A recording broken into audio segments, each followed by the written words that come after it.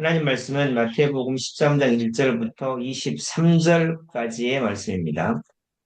마태복음 13장 1절부터 23절까지의 말씀 좀 깁니다만 마태복음 13장 1절부터 23절까지의 말씀입니다.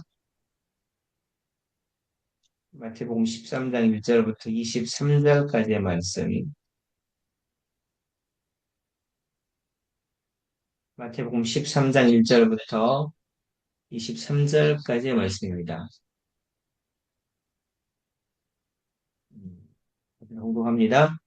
그날 예수께서 집에서 나가사 바닷가에 앉으심에 큰 무리가 그에게로 모여들거늘 예수께서 배에 올라가 앉으시고 온 무리는 해변에 서 있더니 예수께서 비유로 여러 가지를 그들에게 말씀하여 이르시되 씨를 뿌리는 자가 뿌리러 나가서 뿌릴새 더러는 길가에 떨어짐에 새들이 와서 먹어버렸고 더러는 흙이 얕은 돌밭에 떨어짐에 흙이 깊지 아니하므로 곧 싹이 나오나 해가 돋은 후에 타서 뿌리가 없으므로 말랐고 더러는 가시떨기 위에 떨어짐에 가시가 자라서 기운을 막았고 더러는 좋은 땅에 떨어짐에 어떤 것은 100배, 어떤 것은 60배, 어떤 것은 30배 결실을 하였느니라. 귀 있는 자는 들으라 하시니라. 제자들이 예수께 나와 이르되 어찌하여 그들에게 비유로 말씀하시나이까? 대답하여 이르시되 천국의 비밀을 아는 것이 너희에게는 허락되었으나 그들에게는 아니 되었나니 무릇 있는 자는 받아 넉넉하게 되되 없는 자는 그 있는 것도 빼앗기리라. 그러므로 내가 그들에게 비유로 말하는 것은 그들이 보아도 보지 못하며 들어도 듣지 못하며 깨닫지 못함이니라. 이사야의 예언이 그들에게 이루어졌으니 일렀으되 너희가 듣기는 들어도 깨닫지 못할 것이요 보기는 보아도 알지 못하리라. 이 백성들의 마음이 완악하여져서 그 귀는 듣기에 둔하고 눈은 감았으니 이는 눈으로 보고 귀로 듣고 마음으로 깨달아 돌이켜 내게 고침을 받을까 두려워함이라 하였느니라. 그러나 너희들은 봄으로 너희 귀는 들음으로 복이 있도다. 내가 진실로 너희에게 이르노니 많은 선지자와 의인이 너희가 보는 것들을 보고자 하여도 보지 못하였고 너희가 듣는 것을 들을 듣고자 하여도 듣지 못하였느니라. 그런즉 씨 뿌리는 비유를 들으라. 아무나 천국 말씀을 듣고 깨닫지 못할 때는 악한 자가 와서 그 마음에 뿌려진 것을 빼앗나니 이는 곧 그 길가에 뿌려진 자요. 돌밭에 뿌려졌다는 것은 말씀을 듣고 즉시 기쁨으로 받되 그 속에 뿌리가 없어 잠시 견디다가 말씀으로 말미암아 환난이나 박해가 일어날 때에는 곧 넘어지는 자요. 그 가시떨기에 뿌려졌다는 것은 말씀을 들으나 세상의 염려와 재물의 유혹에 말씀이 막혀 결실하지 못하는 자요. 좋은 땅에 뿌려졌다는 것은 말씀을 듣고 깨닫는 자니 결실하여 어떤 것은 100배, 어떤 것은 60배, 어떤 것은 30배가 되느니라 하시더라. 아멘. 그게 좀 뭐가 이야기가 좀 깁니다만은 오늘 13장 말씀은 이제 천국의 비유입니다. 천국의 비유를 설교하시는 것이고 예수님께서 말씀하시는 것이고 이건 12장에서는 예수님께서 자신이 메시아이다. 구약에 예언되었던 그 메시아입니다라고 하는 것들을 기적과 행적으로 보여주셨다면 13장에서는 그 메시아이신 예수님께서 하나님 나라에 대해서 어떤 교훈을 말씀하시느냐라고 하는 것들을 설명하는 것이죠. 사실 이 13장 1절부터 9절까지는 그런 의미에서 예수님께서 씨 뿌리는 자의 비유를 말씀하십니다. 어떤 자가 씨를 뿌리러 밭에 나갔는데 이 씨가 네 종류의 밭에 떨어졌다는 것이죠. 하나는 길가밭인데 사실 이것은 밭이라고 보기에는 되게 애매합니다. 길가죠. 농로를 말해요. 농로. 거기에 떨어지는 씨 그건 뭐 거의 싹이 날 수가 없죠. 그다음에 돌밭에 떨어진 그 밭이 있는데 거기는 이제 그, 또 비탈의 밭들이 좀 있고, 밭들이 좀 비탈이 있고, 그러다 보면, 그리고 이제 그 밭을 만들 때, 저기, 돌담을 싸서 만들거든요.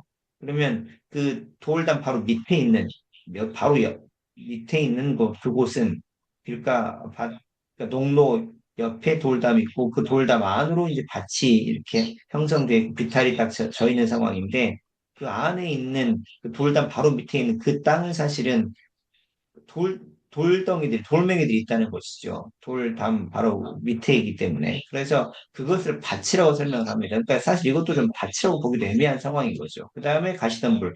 보통 우리 이제 한국에도 보면 밭 옆에 보면 가시덤불 같은 게 나잖아요. 풀 같은 게 나고. 그리고 보통 이제 밭 가운데 있는 건 뽑아주지만 그, 그 가에 있는 건 잘 뽑질 않으니까 가시덤불 이런 것들이 나 있는 이런 걸 말하고 그 다음에 좋은 땅 이렇게 네 가지 정도로 구분이 됩니다. 그런 상황인데 근데 이런 어떤 각각의 땅에 떨어진 그 씨가 결과가 달라요. 그러니까 길가나 돌밭이나 가시덤불 여기는 어, 씨가 일단은 자라지도 못하고 자랐다고도 금방 죽어버리고 이런 상황이 되는데 이제 마지막 좋은 땅에서 떨어진 씨앗만 이제 자라서 열매를 맺더라. 요게 지금 사실은 이제 씨 뿌리는 자의 비유의 내용이고 그리고 사실 이것은 하나님 말씀을 듣는 사람들의 어떤 열매 또는 반응이 무엇이냐를 설명한다고 이야기를 하고 있는 것이죠.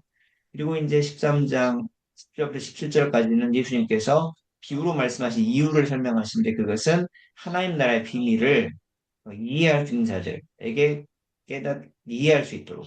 그러니까 모든 사람이 그걸 다 듣고 이해하도록 하신 건 아니다.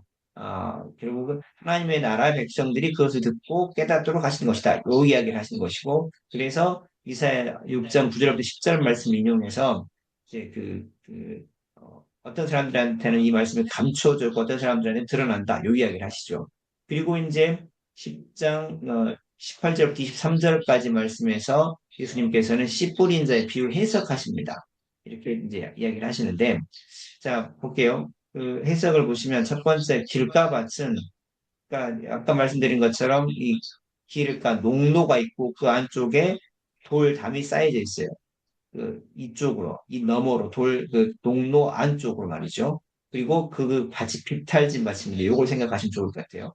그 길가밭 농로에도 말씀이 떨어집니다. 농로에도 떨어지는데 사실 이것은 이제 실제로는 자라서 싹을 내고 열매를 맺지 못하는 것이죠.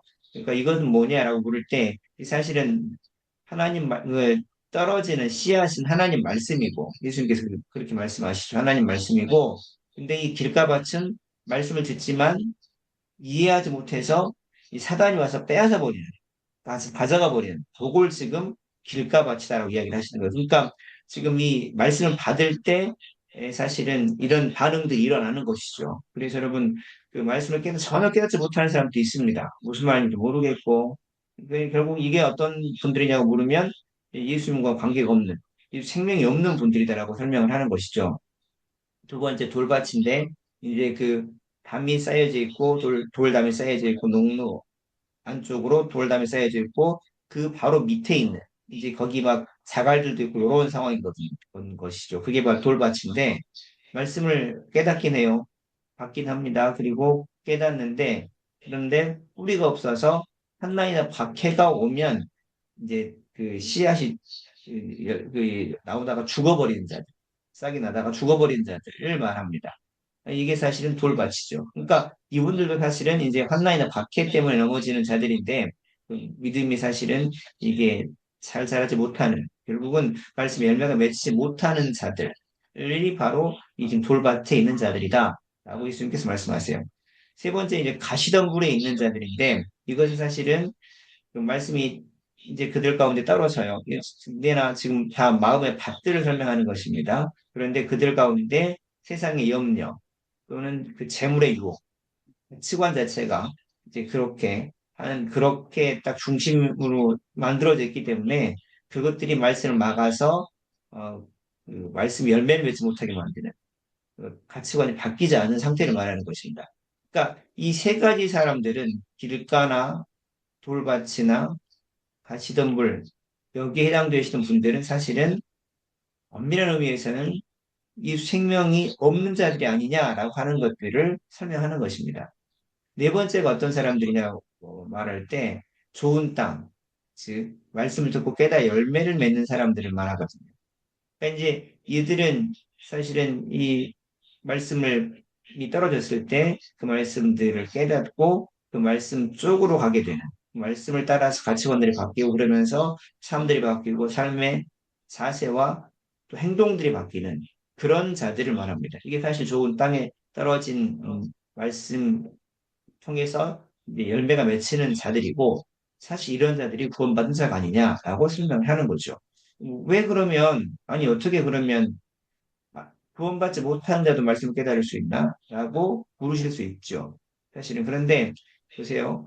그 일단 분명하게 말씀을 듣고 깨닫는 것 그리고 그것들을 통해서 우리 가치관이 바뀌고 말씀을 듣고 깨닫고 그러면 하나님 나라가 경험이 되고 그 말씀과 기도의 삶들을 통해서 하나님 나라가 경험이 되고 그러면서 하나님 나라 안에서 삶을 이제 살아가게 되면서 하나님 나라를 경험하면서 점점 그 말씀이 사실이구나라고 하는 쪽으로 내 생각과 그 다음에 어떤 하나님 말씀과 충돌되는 부분이 깨지면서 그렇게 나아가는 것이 구원받은 자의 당연한 모습입니다. 그러니까 하나님의 은혜는 계속해서 우리에게 그런 모습들로 주어지고 다가오는 줄로 믿습니다. 그러니까 구원이라고 하는 것, 이 생명이 왔다고 하는 것은 우리 스스로가 어떤 그 구원들 이루어가는 건 아니에요.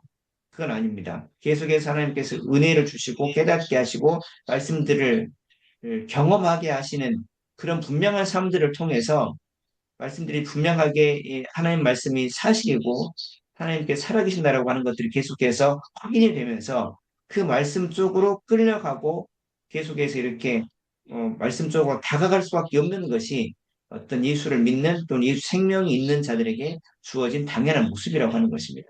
그러니까 계속해서 말씀드리는 부분이죠.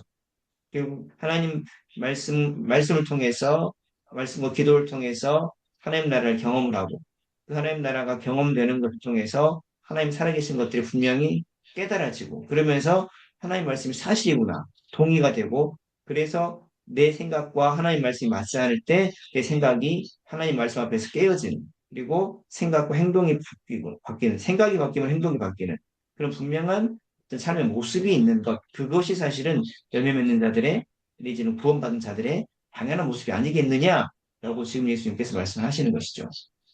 여러분 그래서 오늘 이제 사실은 저나 여러분들이 또 하루를 생활을 해 가셔야 됩니다. 여러 가지 일들이 있으실 것이고 여러 가지 어떤 상황들 가운데서 어려움들을 만나실 수도 있습니다. 특히나 하나님 말씀을 지키고자 할 때에는 그러나 그것이 하나님께서 말씀하신 우리 가운데 어떤 그 구원받은 자들의 분명한 모습이고 또한 그런 것들을 통해서 우리가 구원받은 자로서의 삶들을 살아간다고 한다면 오늘 하루의 삶들이 주의 은혜 가운데서 그렇게 이끌려지고 그런 열매들을 맺어갈 수 있는 자들로 세워져 갈 수 있기를 간절히 소원합니다. 여러분 그리고 그것들을 통해서 우리의 날마다의 삶들이 하나님 앞에서 하나님은 살아계시고 분명히 우리 가운데 역사하십니다. 라고 하는 고백들이 날로 정말로 분명해지고 확실해져서 모든 자들에게 하나님의 살아계심들을 드러내는 그런 인생으로 그래서 우리도 늘 주 안에서 어떤 기쁨과 감사함의 삶들을 감당하는 그런 인생으로 오늘 하루가 채워질 수 있기를 주님의 이름으로 간절히 소원합니다.